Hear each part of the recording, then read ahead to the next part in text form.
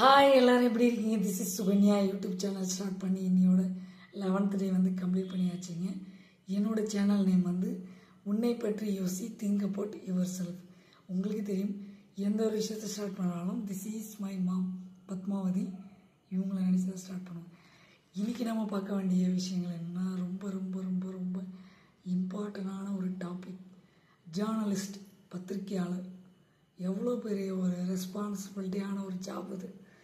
ஒரு ட்ரூ உண்மை சம்பவத்தை வந்து அப்படியே வந்து மாடுலேஷன் பண்ணாமல் அப்படியே வந்து நடந்ததை அப்படியே வந்து சொல்கிறது தான் அந்த ஒரு ஜாபுக்கான ஒரு ஃப்யூச்சர்.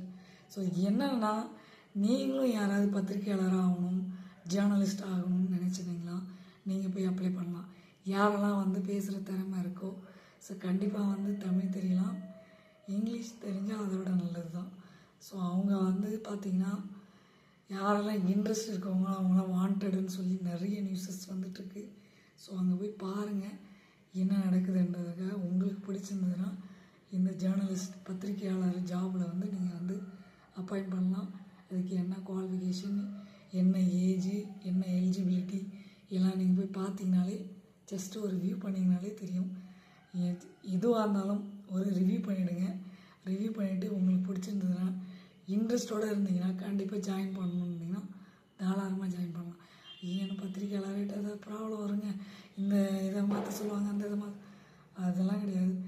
உங்கள்கிட்ட நேர்மை உண்மை இருந்துச்சுன்னா கண்டிப்பாக நீங்கள் இன்ட்ரெஸ்ட்டாக இருந்தீங்கன்னா நீங்கள் அதில் போயிட்டு ஜாயின் பண்ணிக்கலாம். எந்த விஷயம் உங்களுக்கு பிடிச்சிருந்ததுன்னா லைக் பண்ணி, ஷேர் பண்ணி, சப்ஸ்கிரைப் பண்ணுங்கள். பக்கத்தில் இருக்க பெல் பட்டனையும் கிளிக் பண்ணுங்கள். அப்போ தான் நாங்கள் போடுற ஒவ்வொரு வீடியோவும் உங்களுக்கு நோட்டிஃபிகேஷனாக வியூ ஆகும். பாய் பாய், see you later. உங்கள் சுகன்யா.